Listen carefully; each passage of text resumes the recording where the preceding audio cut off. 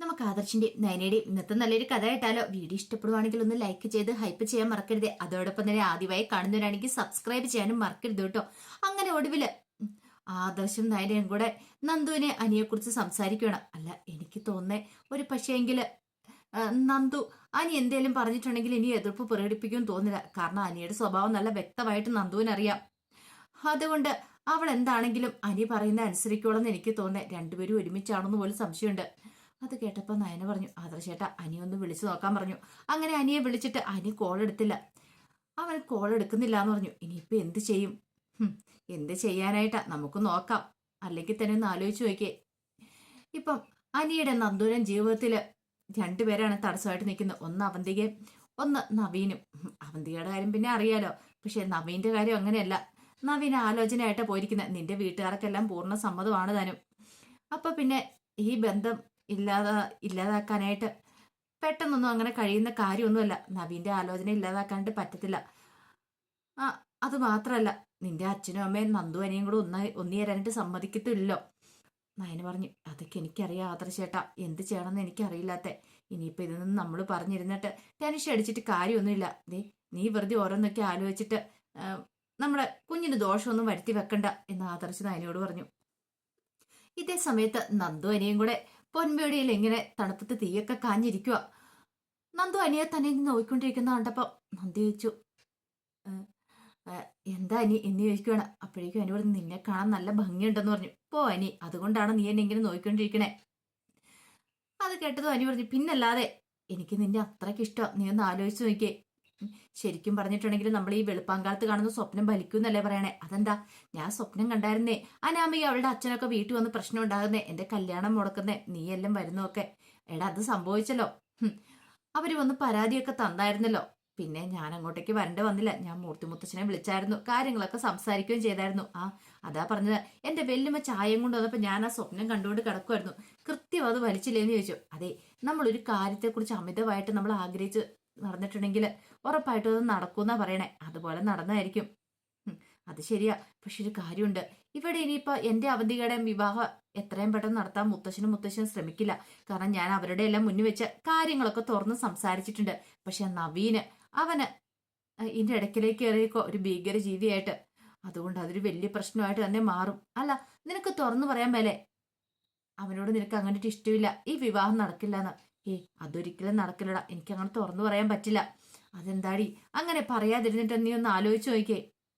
പിന്നെ നമ്മുടെ ജീവിതം എന്തായി തീരൂന്ന് എങ്ങാനും ഈ ആലോചനയായിട്ട് നിന്റെ വീട്ടുകാർ മുന്നോട്ട് പോയിട്ടുണ്ടെങ്കിൽ അനി, അതെ, എന്റെ അച്ഛനും അമ്മയും നിന്റെ അമ്മ ഈ ബന്ധത്തിന് സമ്മതിക്കാതെ ഈ ബന്ധത്തിന് എനിക്ക് സമ്മതിക്കാൻ പറ്റില്ല. അതുകൊണ്ടാണ് ഞാൻ പറഞ്ഞെന്ന് പറഞ്ഞു.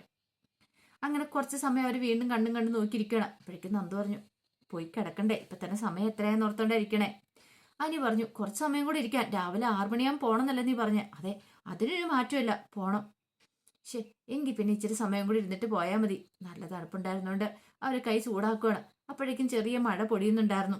നന്ദു, ചെറിയ മഴ പെയ്യുന്നുണ്ട്, അങ്ങനെയാണ് നമുക്ക് കേറിപ്പോ. വേണ്ടാന്നേ.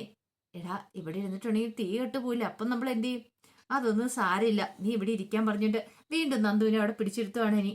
അങ്ങനെ കുറെ രാത്രി കഴിഞ്ഞപ്പോ നയനെ ആദർശം നല്ല ഉറക്കമായിരുന്നു. അപ്പോഴാണ് നയനയുടെ ഫോൺ ബെല്ലടിക്കുന്നത്. നോക്കിക്കഴിഞ്ഞപ്പോ കനകയാണ്. ആദർശേട്ട അമ്മയുള്ളൂ എന്ന് പറഞ്ഞു. അങ്ങനെ നയനെ കോൾ എടുത്തു കഴിഞ്ഞപ്പോഴത്തേനും കനക ചോദിച്ചു, അല്ല മോളെ, അവിടെ അനിയുണ്ടോന്ന് ചോദിച്ചു. പെട്ടെന്ന് നയനൊന്ന് ആലോചിച്ചു. എന്നിട്ട് പറഞ്ഞു, ഉണ്ടല്ലോ. എന്താ അമ്മേ? ഇല്ല, നന്ദു വീട്ടിലേക്ക് വന്നില്ലല്ലോ, അതുകൊണ്ട് ചോദിച്ചാന്ന് പറഞ്ഞു. എങ്കിൽ ശരി, മോള് കിടന്നോളാൻ പറഞ്ഞു. അങ്ങനെ കോള് കട്ട് ചെയ്തിട്ട് ആദർശനോട് നയന പറഞ്ഞു, അമ്മയ്ക്ക് ടെൻഷൻ ആയതുകൊണ്ട് വിളിച്ചാന്ന് തോന്നേ, അനി ഇവിടെ ഉണ്ടോന്ന് അറിയാൻ വേണ്ടിയിട്ട്. ഇനിയിപ്പൊ അവര് തമ്മിൽ ഒരുമിച്ചാണോ എന്നറിയാൻ വേണ്ടിയിട്ടാ. ഇത് കേട്ടതും ആദർശ് പറഞ്ഞു, നീ എന്ത് പറഞ്ഞു? ഞാൻ പറഞ്ഞു ഇവിടെ ഉണ്ടെന്ന് പറഞ്ഞു. അമ്മയ്ക്ക് സമാധാനം ആവട്ടെ എന്ന് കരുതിയിട്ടാ ഞാൻ പറഞ്ഞ, അല്ലെങ്കിൽ രാത്രി പിന്നെ അവർക്ക് ഉറക്കം കാണത്തില്ല എന്ന് പറഞ്ഞു. ഒരു കാര്യം ഉറപ്പാ, നന്ദു അനിയും കൂടെ ഒരുമിച്ചാ. ഇനിയിപ്പൊ ഏത് ശക്തികൾക്കും അവരെ പിരിക്കാൻ പറ്റുമെന്ന് എനിക്ക് തോന്നുന്നില്ല. നന്ദുവിന്റെ മനസ്സിൽ അനി കയറി കൂടിയിരിക്കുക. അങ്ങനെയാണെങ്കിൽ നവീനുമായിട്ടുള്ള ബന്ധം നടക്കാനും പോകുന്നില്ല. എത്ര നല്ല ആലോചന വന്നാലും നന്ദു സമ്മതിക്കും തോന്നുന്നുണ്ടോ നയനെ? ഒരിക്കലും ഇല്ലാന്ന് പറഞ്ഞു. ഈ സമയം നന്ദുവും കിടന്നുറങ്ങുവാണ്. അപ്പോഴാണ് അനിയുടെ കോള് വരുന്നത്. അപ്പോഴേക്കും നന്ദു ചോദിച്ചു, എന്താടാ, നിനക്ക് രാത്രി ഉറക്കമൊന്നുമില്ലേ? ഇടി, പുറത്ത് നല്ല ഇടിയും മഴയൊക്കെ ഉണ്ട്. ഇത് ഹൈ റേഞ്ചാ, ഉരുളുപൊട്ടാനുള്ള ചാൻസ് ഒക്കെ ഉണ്ട്. എടാ, എന്ത് ഉരുളുപൊട്ടലുണ്ടായാലും രാവിലെ എന്നെ ഇവിടെ എത്തിച്ചേക്കണം. എടി, അതൊക്കെ നമുക്ക് പോകാം. പിന്നെന്തിനാ വിളിച്ച നീ? എന്റെ ഉറക്കം കളയാനാണ് ഇപ്പം. അതല്ല, നമുക്ക് എന്തെങ്കിലുമൊക്കെ സംസാരിച്ചുകൊണ്ടിരുന്നാലോ? മിണ്ടിയും പറഞ്ഞ് രാത്രിയിൽ. നിനക്ക് എന്താടെ ഭ്രാന്തുണ്ടോ? അതെ, ഭ്രാന്തുണ്ട്. നിന്നെ ഓർത്തുള്ള ഭ്രാന്താന്ന് പറഞ്ഞു. എനിക്കെന്തോ നിന്നെ ഓർത്തിട്ടെ കിടന്നുറങ്ങാൻ പറ്റുന്നില്ല. അതുകൊണ്ടാ. നിന്നെ കണ്ടുകൊണ്ടിരിക്കുവാണെങ്കിൽ ഓരോ കാര്യങ്ങളൊക്കെ സംസാരിച്ച് വെറുതെ ഇരിക്കായിരുന്നു. ദേ, മര്യാദയ്ക്ക് പോയി കിടന്നുറങ്ങാൻ നോക്ക്. അറിയാലോ. പിന്നെ ഒരു കാര്യം, ഇനി ഇതുപോലത്തെ യാത്രയ്ക്കൊന്നും എന്നെ വിളിച്ചേക്കരുത്. അതെന്താടി അങ്ങനെ പറഞ്ഞേ? പിന്നെ അതൊന്നും ശരിയാകത്തില്ല. പിന്നെ ഇതൊക്കെ നീ ഇപ്പൊ പറയുന്നുണ്ട്. എനിക്കറിയാം നിന്നെ നിനക്ക് എന്നെ ഇഷ്ടമാന്നുള്ള കാര്യം. നീ ഈ യാത്ര എൻജോയ് ചെയ്യുന്നുണ്ടെന്നും അറിയാം. പിന്നെ എൻ്റെ അടുത്ത് വെറുതെ കള്ളത്തരം പറയല്ലേ മോളെ എന്നൊക്കെ പറഞ്ഞു. അങ്ങനെ ഇത്തിരി സമയം സംസാരിച്ചിട്ടാണ് അവർ കോള് കട്ട് ചെയ്യുന്നത്. ഇതേ സമയത്ത് കനകയ്ക്കും ഗോവിന്ദനും ഉറക്കം ഉണ്ടായിരുന്നില്ല. കനക ഗോവിന്ദനോട് പറഞ്ഞു, ഗോവിന്ദേട്ടാ ആനി അവിടെ ഉണ്ടെന്ന് പറഞ്ഞു. അങ്ങനെ പകുതി സമാധാനമായി. പക്ഷെ നന്ദു നമ്മളിന്ന് വിളിക്കു പോലും ചെയ്തില്ലല്ലോ. അല്ലെങ്കിൽ നയനെയെങ്കിലും വിളിക്കാൻ വരായിരുന്നു. ഒന്നും വിളിച്ചല്ലേ ഉള്ളൂ. അതെ, നയനയെ വിളിച്ചിട്ട് നമ്മൾ കാര്യങ്ങളൊക്കെ അറിയുന്ന അവൾക്ക് തോന്നിക്കാണ്. നമ്മളോട് പിണങ്ങി പോയിരിക്കുന്നതല്ലേ. അപ്പൊ അതിന്റെ സങ്കടവും ദേഷ്യം കാണുമായിരിക്കും. പിന്നെ പോരാത്തതിന് നവീന്റെ ആലോചന അത് അവൾക്ക് ചിലപ്പോൾ ഇഷ്ടപ്പെട്ടിട്ടുണ്ടായിരിക്കില്ല. എന്നാലും ഗോവിന്ദേട്ടാ, നവീനെ കുറ്റം പറയാൻ പറ്റുമോ? അവൻ നല്ല ഒരു പയ്യനല്ലേ. അവനും നന്ദു നമ്മളുടെ ബന്ധം നടന്നാൽ മതിയായിരുന്നു. ഒന്ന് ആലോചിച്ച് നോക്കിയേ. ഇനിയിപ്പോ കുട്ടികൾ തമ്മിൽ എന്തെങ്കിലും തീരുമാനം എടുക്കുമെന്ന്. അതെന്താ? അല്ല, നന്ദു അനിയും കൂടെ എന്തെങ്കിലും തീരുമാനം എടുത്ത് കല്യാണം നടത്തുകയോ മറ്റോ ചെയ്തിട്ടുണ്ടെങ്കിൽ നമുക്ക് എന്ത് ചെയ്യാൻ പറ്റും? ഒന്ന് ഓർത്തു നോക്കിയേ, അവിടെയുള്ളവരുടെ അവസ്ഥ എന്തായിരിക്കും? അനിയുടെ അമ്മ സമ്മതിക്കുമെന്ന് തോന്നുന്നുണ്ടോ? ഇതിന്റെ പേരിൽ ആ വീട്ടിലുള്ള എല്ലാവരും എന്നെ കുറ്റപ്പെടുത്തുള്ളൂ. ഞാനും കൂടെ ചേർന്ന് നിന്നിട്ട് നടത്തിയതായിരിക്കും. പിന്നെ നമുക്ക് തലയുയർത്തി പിടിച്ച് നടക്കാൻ പറ്റുമോ? അതൊക്കെ ശരിയാക്കാനായി. പക്ഷെ അങ്ങനൊന്നും സംഭവിക്കില്ല. നീ ധൈര്യമായിട്ടിരിക്കുക. നീ എന്തിനാ ഇപ്പൊ ഇങ്ങനെയൊക്കെ ചിന്തിച്ചു കൂടുന്ന? എനിക്ക് ഒരു മനസ്സമാധാനം ഇല്ല ഗോവിന്ദേട്ടാ. പിന്നെ ഇപ്പൊ ആകെപ്പാടുള്ള സമാധാനം അനി വീട്ടിലുണ്ടല്ലോ എന്നുള്ളതാണ്. അത് മാത്രമൊരു സമാധാനമുള്ളൂ. സാരമില്ല, ആ ഒരു സമാധാനത്തിൽ കിടന്നുറങ്ങാം. ഇനി നാളെ എവിടെ ഇങ്ങോട്ടേക്ക് വരുമല്ലോ അന്ന് എന്ന് പറഞ്ഞിട്ട് കനകയെ ആശ്വസിപ്പിച്ചു ഗോവിന്ദൻ. അങ്ങനെ പിറ്റേ ദിവസം രാവിലെയായി. അനി ഗസ്റ്റ് ഹൗസിലെ അടുക്കളയിൽ കയറി അങ്ങനെ എന്ത് ചെയ്തു, പാചകം ചെയ്യുവാണ്. അങ്ങനെ പാചകം ചെയ്യാന്ന് പറഞ്ഞിട്ട് ചായയൊക്കെ വെക്കുവാണ് രാവിലെ. ആ സമയത്താണ് സെക്യൂരിറ്റിക്കാരൻ അങ്ങോട്ടേക്ക് വരുന്നത്. സെക്യൂരിറ്റിക്കാരൻ വന്നിട്ട്, ആഹാ സാറ് രാവിലെ തന്നെ അടുക്കള കയറിയോ? ഇതൊക്കെ ഞാൻ ചെയ്തു തരുമായിരുന്നല്ലോ. എന്തായാലും താൻ ചെയ്തു തന്നില്ലല്ലോ. അല്ല, അത് പിന്നെ സാറേ, ഇന്നലെ ഞാൻ കുറച്ച് ലേറ്റ് ആയിട്ട് മനസ്സിലായെന്ന് പറഞ്ഞു. അല്ല, സാറിന്റെ കാമുകി ഇന്നലെ 2 മുറിയിലാണോ കിടന്നേ? എന്താടോ, തനിക്ക് ആ കാര്യത്തിൽ വല്ല സംശയമുണ്ടോ? മേടോ, ഞാനേ കല്യാണം കഴിക്കാൻ പോകുന്ന പെൺകുട്ടി അവള് എന്നും പറഞ്ഞുകൊണ്ട് ഞങ്ങൾ ഒന്നിച്ചൊരു മുറി കഴിയാനായിട്ടല്ല ഇങ്ങോട്ടേക്ക് വന്നത്. ഞങ്ങൾ കല്യാണം കഴിക്കുമെന്ന് ഞങ്ങൾക്ക് ഉറപ്പുണ്ട്. തന്റെ മനസ്സിൽ പല പല വിചാരങ്ങളും കാണും. അങ്ങനെ ഞങ്ങളെ തെറ്റിദ്ധരിക്കണ്ട. അയ്യോ സാറേ, ഇവിടെ വരുന്നവരൊക്കെ അറിയാലോ. അപ്പൊ അതുകൊണ്ട് പറഞ്ഞതേ ഉള്ളൂ. അതുകൊണ്ടാണ് സാറിന് പെട്ടെന്നൊരു കല്ലുകടി തോന്നിയത്. മനസ്സിലായി. പിന്നെ സാറേ, ഇവിടെ മണ്ണിടിച്ചിലിനുള്ള സാധ്യതയുണ്ട്. ഇന്നലെ എന്തൊരു മഴയായിരുന്നു. സാറിന്റെ ഒക്കെ മനസ്സറിഞ്ഞ പോലെ എല്ലായിരുന്നു ഇന്നലെ മഴ പെയ്തേ. അതുകൊണ്ട് ചിലപ്പോൾ മണ്ണിടിയാനുള്ള ചാൻസ് ഉണ്ട്. കാരണം ഹൈ റേഞ്ച് പ്രദേശമല്ലേ. ആയിക്കോട്ടെ സാറേ, ചായക്ക് കടുപ്പമൊക്കെ നോക്കണേ. അതൊക്കെ ഞാൻ നോക്കിക്കോളാം. താൻ കൂടുതൽ പറയുമൊന്നും വേണ്ട. താനാ പറയുന്നതിന് ദുരുദ്ദേശം എനിക്ക് മനസ്സിലായി. അയ്യോ സാറേ, അങ്ങനൊന്നും ഇല്ല. എങ്കിൽ പിന്നെ കൂടുതൽ പറയണ്ട എന്ന് പറഞ്ഞു. അങ്ങനെ ഒടുവിൽ അയാൾ അങ്ങോട്ടേക്ക് പോയി കഴിഞ്ഞപ്പോഴത്തേനും നന്ദുവിനുള്ള ചായയായിട്ട് അനി വന്ന് കഥയെ മുട്ടുമ്പോ നന്ദു വന്ന് കഥ പറഞ്ഞു. ഇതെന്താ അനി, നീ നേരത്തെ എഴുന്നേറ്റായിരുന്നോ? ഞാൻ കുറച്ച് സമയമായി എഴുന്നേറ്റിട്ട്.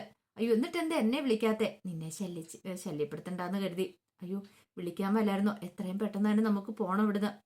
ഇപ്പൊ തന്നെ എനിക്ക് നല്ല ടെൻഷനാ. ഇനിയിപ്പൊ അവിടെ ചെന്ന് കഴിയുമ്പോ എന്താവോ എന്തോ.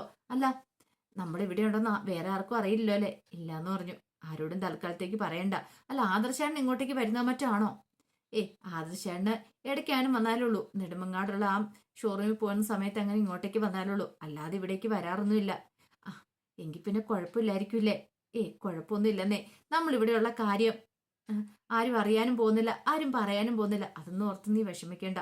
നന്ദു പറഞ്ഞു, എത്രയും പെട്ടെന്ന് എനിക്ക് പോകണം. എങ്കിലും എനിക്കൊരു സമാധാനം ആവത്തുള്ളൂ. ഇനിയിപ്പോൾ അച്ഛനും അമ്മയും എങ്ങനെ അറിഞ്ഞു കഴിഞ്ഞിട്ടുണ്ടെങ്കിൽ അത് അതിനേക്കാളും വലിയ പ്രശ്നമാവെന്ന് പറഞ്ഞു. ഇതേ സമയം ആദർശനുള്ള ചായയൊക്കെ ആയിട്ട് നയന വന്നു. അപ്പോഴേക്കും ആദർശ് ചോദിച്ചു, അല്ല നന്ദു വിളിക്കുകയോ മറ്റോ ചെയ്തോ? ഇല്ല ആദർശേട്ടാ, എനിക്ക് നല്ല ടെൻഷനുണ്ട്. ഇന്നലെയാണ് അമ്മ രാത്രി വിളിച്ചപ്പോൾ ഞാൻ പറഞ്ഞു അനി ഇവിടെ ഉണ്ടെന്നും പറഞ്ഞു. ഇനിയിപ്പോൾ അവർ രണ്ടുപേരും വല്ല ഒളിച്ചോടിയോ എന്ന് എനിക്ക് നല്ല ഭയമുണ്ട്. അങ്ങനെ എന്തെങ്കിലും സംഭവിച്ചിട്ടുണ്ടെങ്കിൽ ദൈവമേ എന്താ ചെയ്യേണ്ടതെന്ന് എനിക്കറിയില്ല. ആദർശ് പറഞ്ഞു, അങ്ങനെയൊക്കെ ചെയ്യുവോ? പറയാൻ പറ്റില്ല ആദർശേട്ടാ. അല്ലെങ്കിൽ പിന്നെ വിളിച്ചിട്ട് ഫോൺ എടുക്കണ്ടേ? വിളിച്ചിട്ട് ഫോൺ പോലും എടുക്കുന്നില്ല.